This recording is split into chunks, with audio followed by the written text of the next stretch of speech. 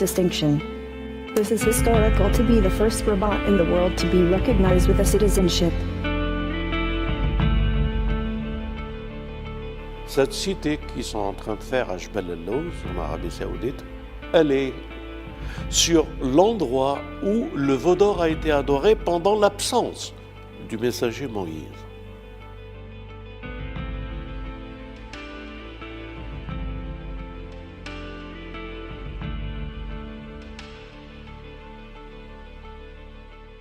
Le sujet que nous allons aborder aujourd'hui ensemble, il est d'actualité. C'est un sujet bouleversant. Bouleversant parce qu'il se situe à travers une genèse et une histoire. Et que cette histoire, elle est biblique, coranique, évangélique, et qu'elle a des traces historiques. Une région bien déterminée. Ce territoire se trouve actuellement sur les lieux géographiques qui appartiennent à un pays qui s'est donné le nom d'une famille, qu'on appelle aujourd'hui l'Arabie Saoudite, mais qu'en réalité c'est le Hijaz. Et plus qu'en réalité, c'est la terre bénie des prophètes. De tous les prophètes. D'abord, les prophètes des enfants d'Israël. Une région qui s'appelle Jebel el-Lawz, qui se trouve à 19 km de la côte d'Égypte, c'est-à-dire à partir de l'Égypte, on voit ces montagnes, et qui n'est pas très loin non plus de la Jordanie. Jebel el-Lawz était dans toute l'histoire biblique la terre du prophète Yaqub. Vous connaissez cette histoire, Yaqub, Youssef trahi, les enfants, ils le passent en Égypte, ils le vendent comme esclave, etc. Son histoire. Donc, c'est le lieu de la naissance de Youssef, le prophète Youssef, son père qui est Yaqub et qui a passé sa vie spirituelle sur ces montagnes qu'on appelle Jebel el-Lawz. Et après, nous continuons cette histoire avec l'histoire qui est dans la Bible aussi, et dans le Coran, et dans l'Évangile, l'histoire de Moïse. Une fois que Moïse a craint pour sa vie, sur le territoire de Pharaon, il a pris la fuite vers la direction de cet endroit-là. Et cet endroit-là, à cette époque, il y avait le prophète Shuaïb. Et c'était la ville de Médiane. Donc Médiane, à quelques kilomètres, mais vraiment 5, 6, 10, mais pas plus loin que cela, se trouve Jebel el-Lawz. La naissance de Youssef, qui par la force des choses a dû émigrer, ses frères et son père, qui l'ont quitté pour aller en Égypte. La suite a fait que l'un de leurs descendants, Moïse, après avoir craint de ce qui pouvait lui arriver, après ce qu'il a fait en Égypte à cet Égyptien, il a fui en cette direction. Donc, Moïse, ses frères, Haroun, sa famille, Imran, son père, lui a enseigné leur histoire. Et sa fuite était en direction du lieu de résidence de ses ancêtres.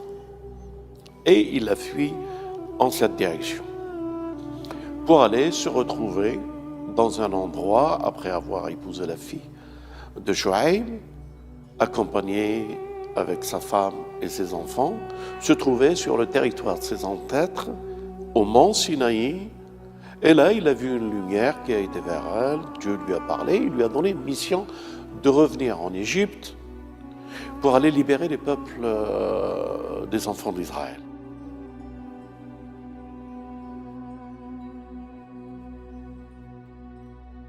Cette histoire, vous ne pouvez la comprendre que si vous la suivez, qu'elle a un passé, présent, futur, qui est le présent pour nous aujourd'hui. Et cette histoire se déroule quelque chose aujourd'hui. Et c'est pour ça que je tiens à avertir.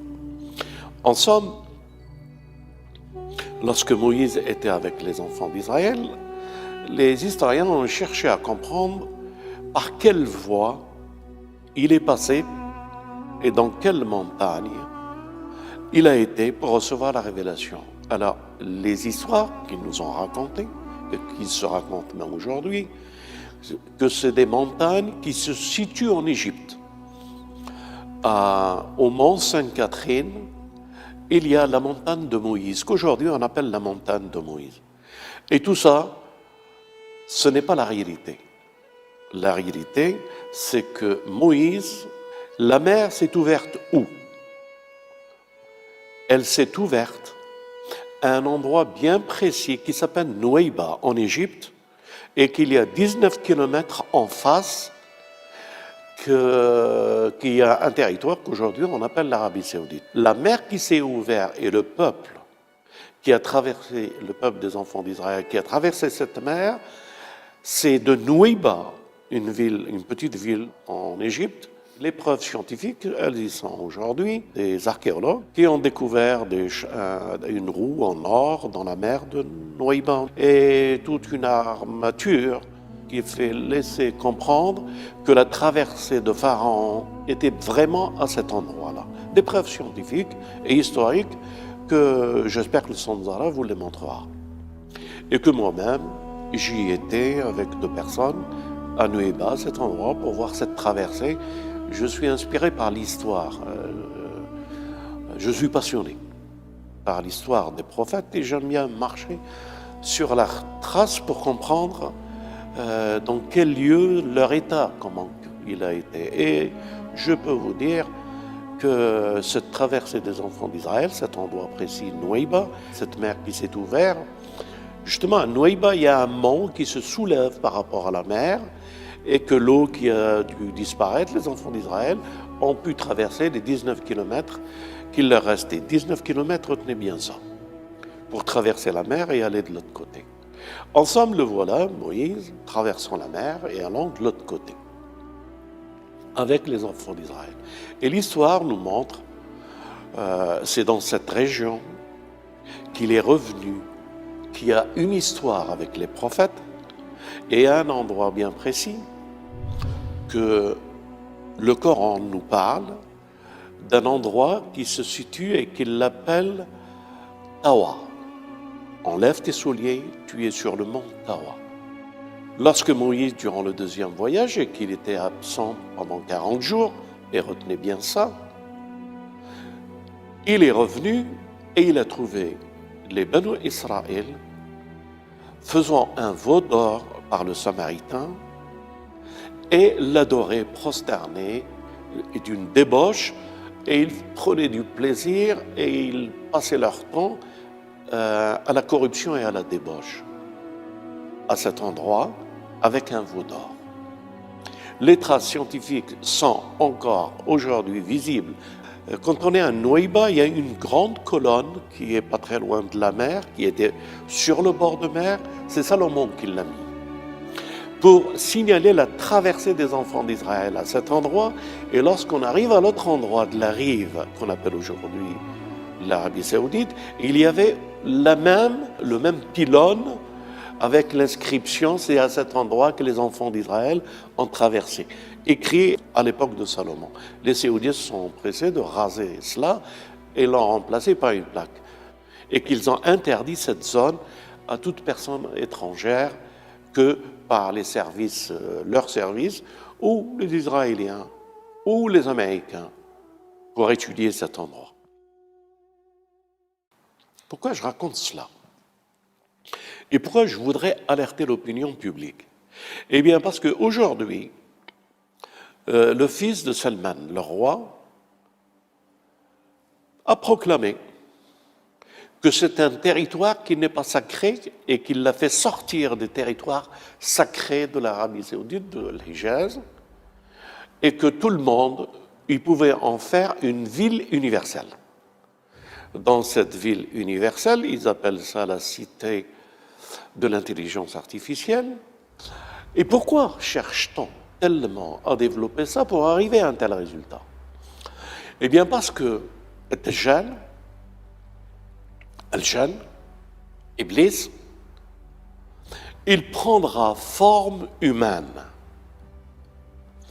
Mais la forme humaine qu'il prendra sous son contrôle, un très beau jeune homme, des cheveux longs,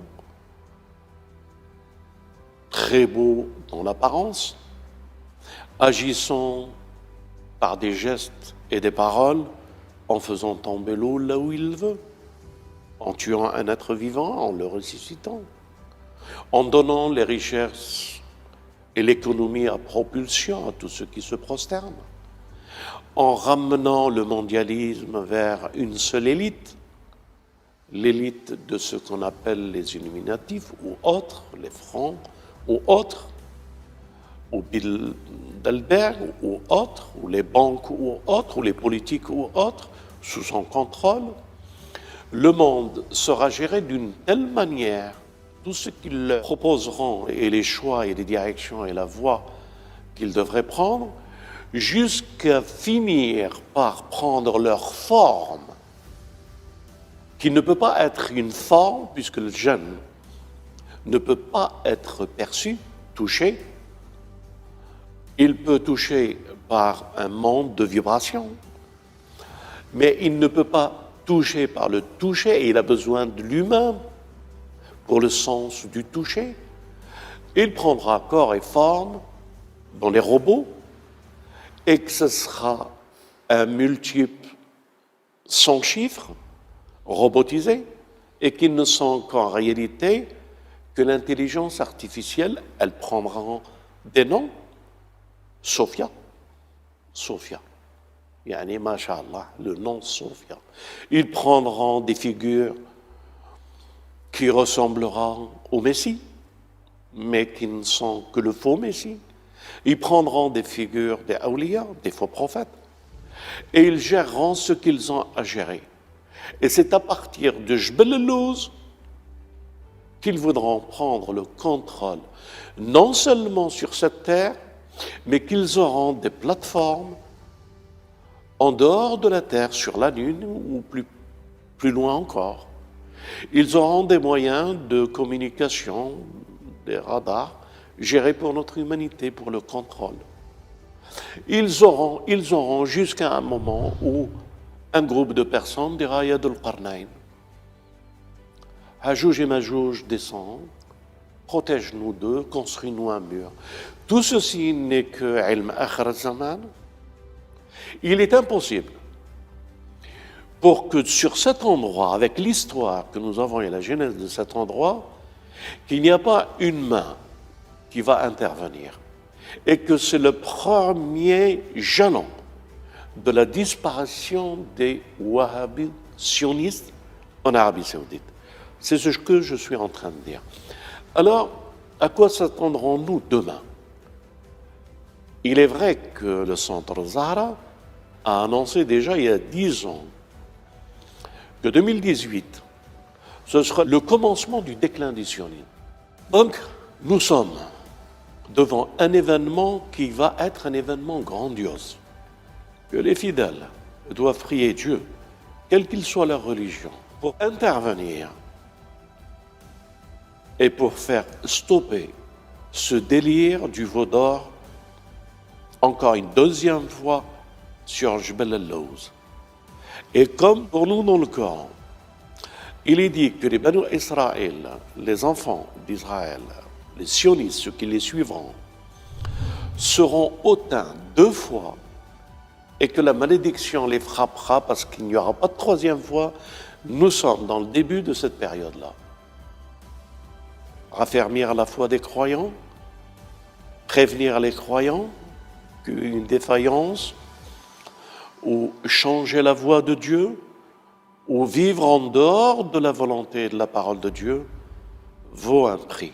Lorsque cette ville deviendra la ville de Sophia, leur Sophia, et que les jeux et que la débauche et le veau d'or seront une 2e fois adorés, que la main de Dieu et son intervention à travers le Messie et le Mahdi et tous les hommes, l'Awliya, vont intervenir. Walhamdulillahi Rabbil Alamin, wa salatu wa salam ala Muhammad wa ali Muhammad.